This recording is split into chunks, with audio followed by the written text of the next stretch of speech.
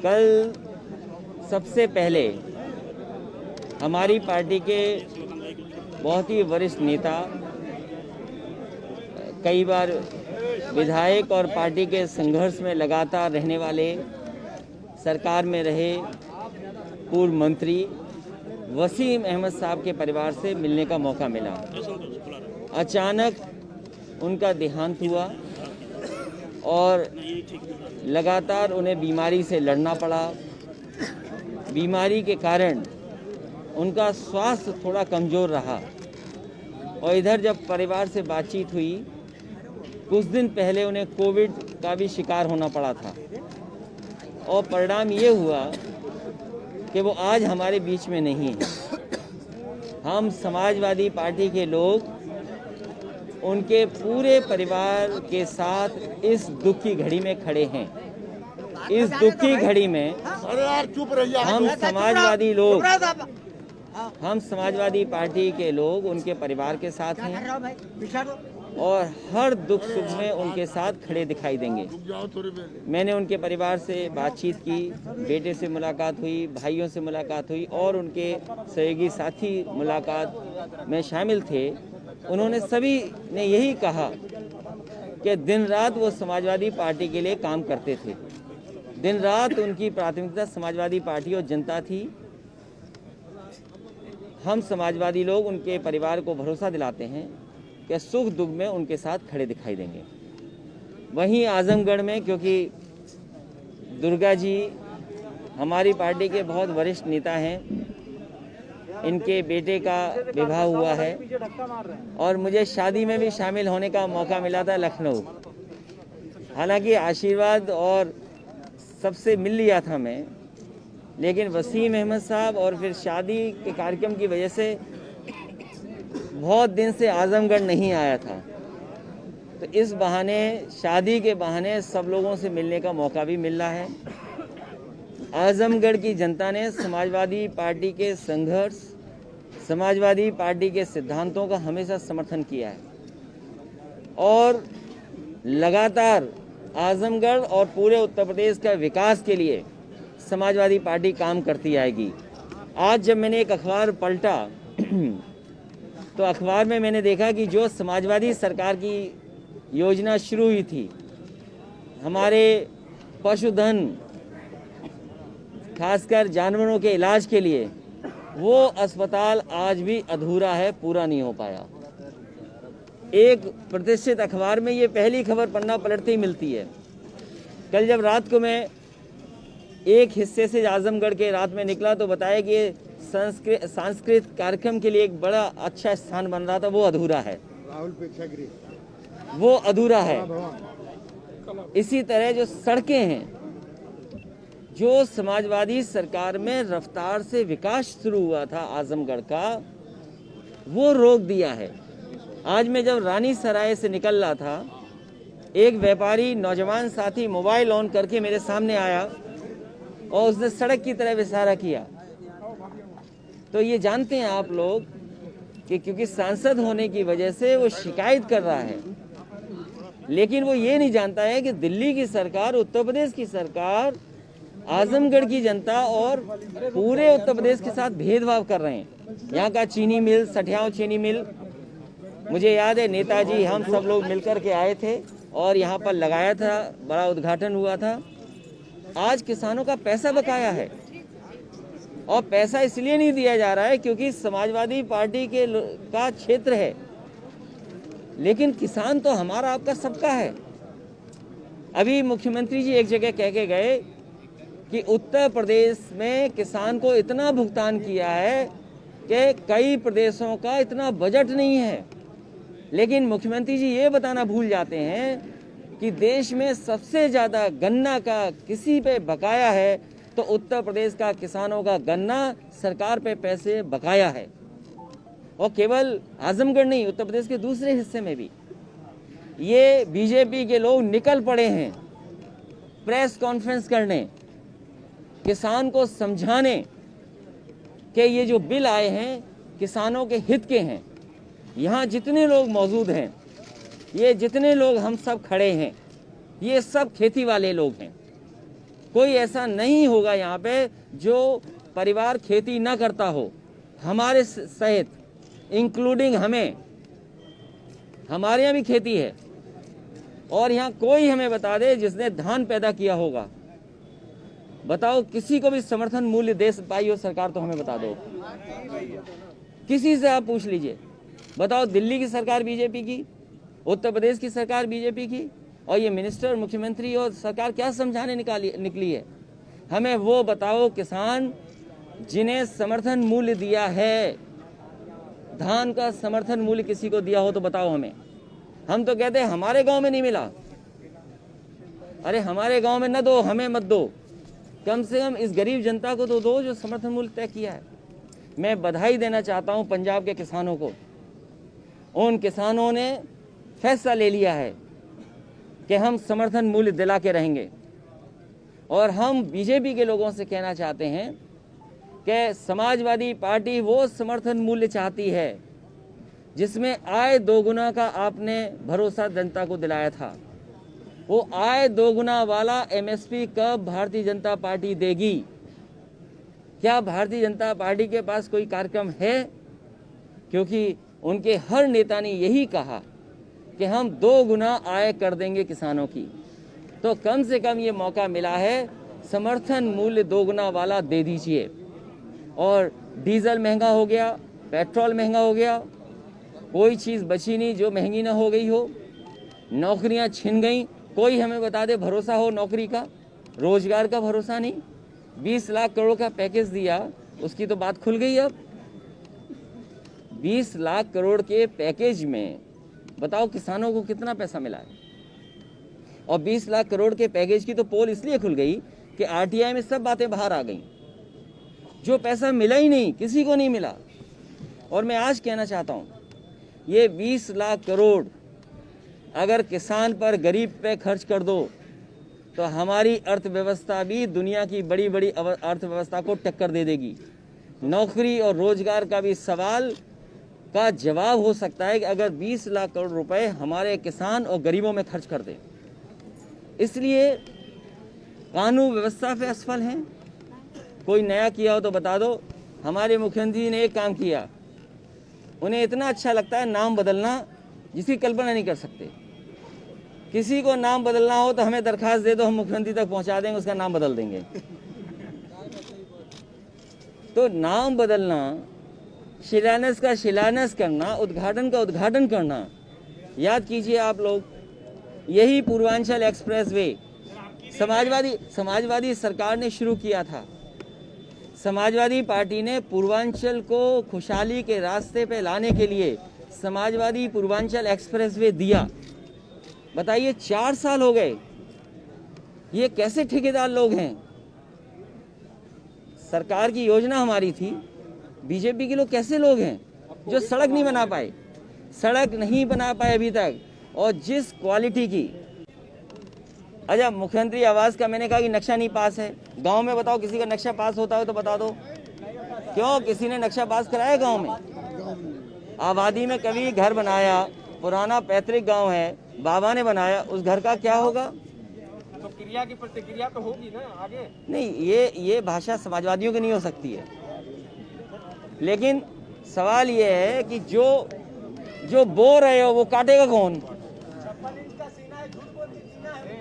हाँ, बहुत बधाई हो, अच्छा नारा है।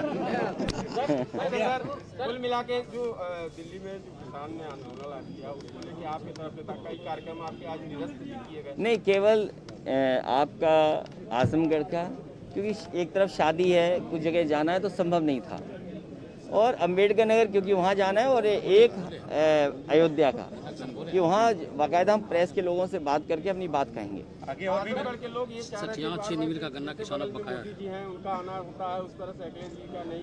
क्या आप नहीं, ये इधर कोविड की वजह से, अब कोविड में तो ये है कि हम दोनों को मास्क लगा के रखना है। अगर मैं मास्क हटा लूँ तो आप भी चलाओगे चैनल पे, देखिए उल्लंघन, तो हमें मजबूरी में मास्क लगाना पड़ रहा है।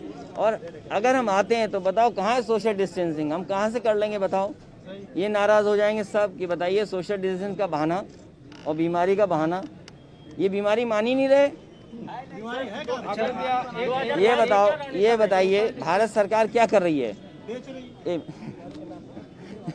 जब दुनिया में ये बात हो गई है कि वैक्सीन आ गई और उन्होंने तैयारी शुरू कर दी कि हमें वैक्सीन कब लगानी है, चाहे वो अमेरिका हो, यूरोप हो, कनाडा हो या इंग्लैंड हो, उन्होंने तैयारी कर ली, या सऊदी अरेबिया हो, इधर के दुबई वगैरह हैं, तो देना शुरू करेंगे।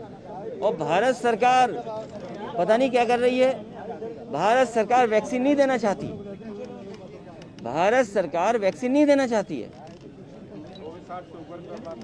वो पता नहीं क्या करना चाहते हैं, केवल प्रचार करना चाहते हैं। अच्छा सर, एक सवाल कि ज्यादातर लोगों ने मास्क को भी एक पार्टी और उससे जोड़ लिया, क्या मास्क लगाने का आप भी रिक्वेस्ट करते हैं? नहीं, मैं लगा के रखता हूँ और कार्यक्रमों में कोशिश कर, क्योंकि इस बीमारी का एक ही रास्ता है, जब तक वैक्सीन ना आ जाए और इलाज ना आ जाए तो हमें मास्क और थोड़ी दूरी बना के रखना है, इसके अलावा कोई रास्ता नहीं है। तो ये हमें अपनाना पड़ेगा और दुनिया भर अपना रही है। लेकिन सबसे ज़्यादा खराब किया बीजेपी ने। बताओ, बीजेपी चुनाव प्रचार कर रही है बिना मास्क लगा के, नहीं किया उन्होंने प्रचार। हैदराबाद का देखिए, बिहार का देखिए। आगे भी किसानों को लेकर किस तरह का रहेगा? अभी उदाहरण यही कि सठियाओं चीनी मिल है, मान लीजिए समाजवादी पार्टी ने लगाया, सुनने में आया अधिकारी ऐसे लगा दिए जो गन्ना और मशीन के बारे में जानते नहीं हैं और सरकार बकाया नहीं दे रही है। तो बताओ, आप बताइए, किसानों का 52 करोड़ रुपया क्यों नहीं दे रही है सरकार? ये इसलिए नहीं दे रही है क्योंकि ये आजमगढ़ है। और ये हवाई पट्टी कब बन गई? हवाई पट्टी कब बन गई? चालू इसलिए नहीं कर रहे कि हम लोग आने लगेंगे ज़्यादा। कभी इनसे पूछिए आप कि बताओ, 4 साल में 4 किलोमीटर की हवाई पट्टी नहीं बना सकते? ये जो सवाल आपने पूछा था, वो इसीलिए जवाब ये भी है कि ये जानबूझ करके विकास रोकें, क्योंकि आजमगढ़ हमारा क्षेत्र है। अरे दूसरों का काम आपको सोचना चाहिए। पत्रकार भाइयों, बुद्धिजीवी हैं आप। अगर समाजवादियों का काम, सबसे बड़ा काम, प्रधानमंत्री से शिलान्यास करा रहे, बताओ क्या शिलान्यास नहीं हुआ था पहले? और देश की सबसे अच्छी कंपनियों को ठेका मिला था। आप पता कीजिए, जिन कंपनियों को ठेका मिला था, क्या बीजेपी के बड़े बड़े काम नहीं कर रहे वो? आप बताइए, स्टैच्यू ऑफ यूनिटी जो बनाई है गुजरात में, किस कंपनी ने बनाई है? उसको ठेका था या सड़क पर? जिस कंपनी ने और बड़ा काम कर रही बीजेपी का, उसको एक्सप्रेसवे बनाना था। आपने ठेका क्यों बदला? आप काम क्यों रोक रहे हैं और अभी तक नहीं पूरा कर पा रहे आप? अपराध को लेकर जिस तरह से सरकार कह रही है कि नस्तनाबूद ऑपरेशन चला रही है, किसी भी कीमत से अपराधी बचेंगे, आप क्या मानते हैं? इतने झूठ बोल रहे हैं ये। अभी ह्यूमन राइट डे था, अभी मानव जो अधिकार दिवस जो मनाया गया था इंटरनेशनल लेवल पर, सबसे ज़्यादा नेशनल ह्यूमन राइट कमीशन से नोटिसेस उत्तर प्रदेश सरकार को मिली हैं।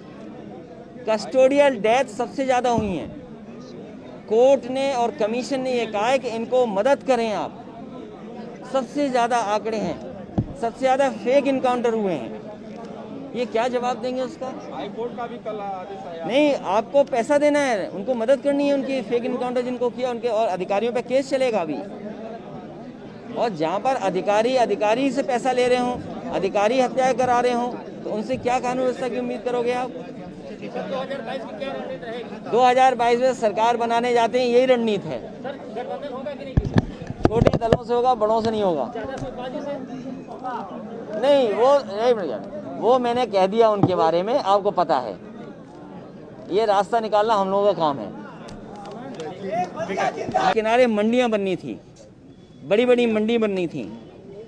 सुल्तानपुर में मंडी बननी थी, आपकी आजमगढ़ में मंडी बननी थी, गाजीपुर में मंडी बननी थी। और तो ये मंडियां क्यों नहीं बना रहे? ये जो शादी के लिए मुबारकपुर में साड़ियां सब इस्तेमाल करते हैं, बताओ, इतनी बड़ी साड़ी भवन बनाया था, वो ख़त्म कर दिया। तो ये सरकार वो है जो काम रोकने वाली है, विकास रोकने वाली है। ये खुशहाली और तरक्की नहीं चाहती है। और मुझे भरोसा है अपने नए नौजवानों पर, ये सब समझ रहे हैं। आज ये हर प्लेटफॉर्म पे हैं, सोशल मीडिया के हर प्लेटफॉर्म पे ये लोग हैं, इनको सब जानकारी है। आने वाले समय में क्योंकि जानकारी को सही तरीके से ये इस्तेमाल करेंगे तो ये बहुमत की सरकार और समाजवादी पार्टी की सरकार बनाने जा रहे हैं। अच्छा, अगली रणनीति क्या होगी? आपने कहा धान अगली रणनीति क्या है? अब अगली रणनीति बताएंगे नहीं तो भारतीय जनता पार्टी साजिश कर देगी। साजिश की संभावना भी है क्या? भारतीय जनता पार्टी नफरत, साजिश, षड्यंत्र, धोखा और इन सब के ऊपर झूठ झूठ झूठ के अलावा भारतीय जनता पार्टी कुछ नहीं बोलती। अच्छा, गठबंधन का मैंने कई बार कहा, जो हमारे छोटे दल हैं इन सबको साथ लेकर के समाजवादी पार्टी लेके चलेगी। सरकार के साथ लगातार द्वंद्व मचा हुआ है। ये केंद्र सरकार ऐसा ही करती है, भारतीय जनता पार्टी ऐसा ही करती है। हम बंगाल की जनता से कहेंगे कि ममता बनर्जी जी को दोबारा जिता करके भेजिए। सड़कें एक बार फिर से आने वाले चुनाव का मुद्दा बनने जा रही हैं क्या? मैं ये नहीं कहूँगा कि क्या मुद्दा, लेकिन सड़क मुद्दा होगा, रोजगार मुद्दा होगा, बिजली जो महंगी कर दी ये मुद्दा होगा। और किसान की आय, ये तो आय दोगुना देना चाहते थे, अब इनको बताना चाहिए कि आय दोगुना कैसे होगी।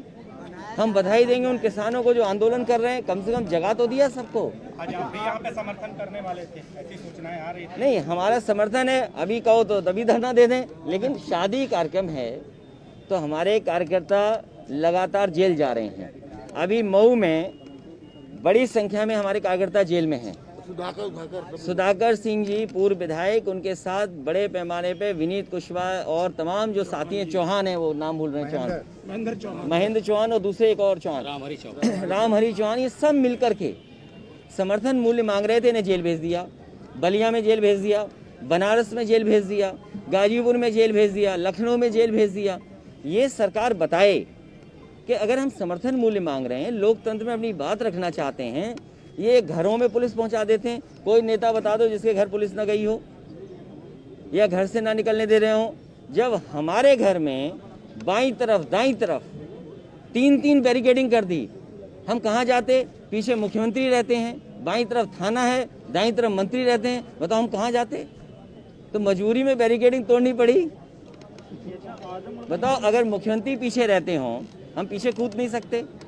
बाईं तरफ थाना है, नहीं जा सकते, दाईं तरफ मंत्री लोग हैं, नहीं जा सकते, सामने बैरिकेडिंग है, तो क्या करेंगे हम? किसानों से क्या आह्वान है? किसानों से आह्वान है, ये सब किसान के बेटे हैं, ये जितने खड़े हैं, और हम सब लोग किसान हैं। और किसान भाइयों से हम कहेंगे, भारतीय जनता पार्टी ने ऐसा कानून लाया है कि इससे हमारी खेती बर्बादी हो जाएगी और कुछ लोगों के हाथ में सब कुछ चला जाएगा। जब कुछ लोगों के हाथ में सब कुछ होगा तो बाजार को कंट्रोल करेंगे। हमारे किसान को बाजार में नहीं छोड़ना चाहिए, कोई ऐसी जगह जरूर हो जहां उन्हें समर्थन मूल्य मिल सके और आय का दोगुना वाला समर्थन मूल्य दें। जिस तरह से ये किसानों का आंदोलन था, किसान लगातार कह रहे हैं हम लोग उन्हीं का नाम बदल देंगे जो नाम बदलने वाले होंगे। अखिलेश जी, किसान लगातार ये कह रहे हैं कि पार्टियां राजनीतिक दल टूट रहे हैं, ऐसे में कहीं इसका राजनीतिकरण नहीं हो रहा है? ऐसा नहीं लग रहा है? देखिए, राजनीतिकरण, ये लैंग्वेज हमें समझ में नहीं आ रही है। ये भारतीय जनता पार्टी जो कह रही है कि राजनीति हो रही है, किसान भाइयों की तो बात समझ में आ रही है कि किसान भाई ये कह रहे हैं कि राजनीतिक पार्टियां हमसे दूर रहें, ये किसान का मुद्दा है, उनकी बात समझ में आ रही है, लेकिन भारतीय जनता पार्टी की बात समझ में नहीं आ रही। अच्छा, हम सब किसान हैं, हम उनके साथ हैं, हम पे खेती है, इन पे खेती है, इन पे खेती है, इन पे खेती है, इन पे भी खेती है, इन पे खेती, सब पे खेती है।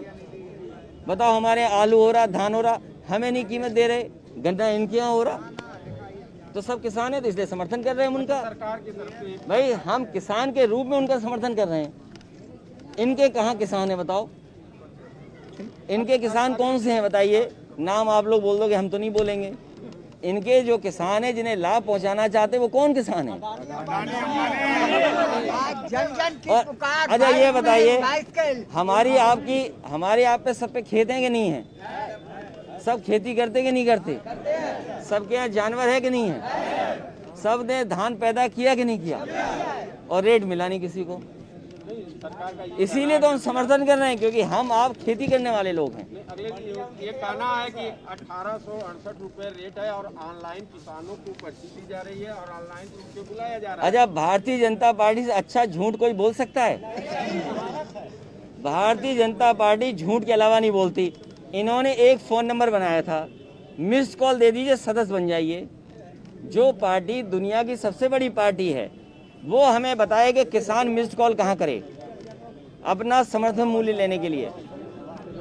हमें बताओ कहाँ समर्थन मूल्य मिलेगा, वो नंबर बताइए। किसी को पर्ची मिली जो बीजेपी ने दी हो? किसी को पर्ची नहीं मिली।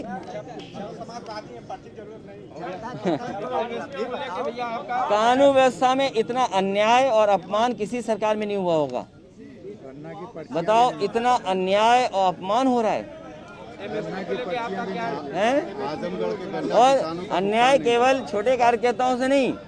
आप बताइए, आज अच्छा मुख्यमंत्री आवास का मैंने कहा कि नक्शा नहीं पास है। गांव में बताओ किसी का नक्शा पास होता हो तो बता दो। क्यों किसी ने नक्शा पास कराया गांव में? आबादी में कभी घर बनाया, पुराना पैतृक गांव है, बाबा ने बनाया, उस घर का क्या होगा?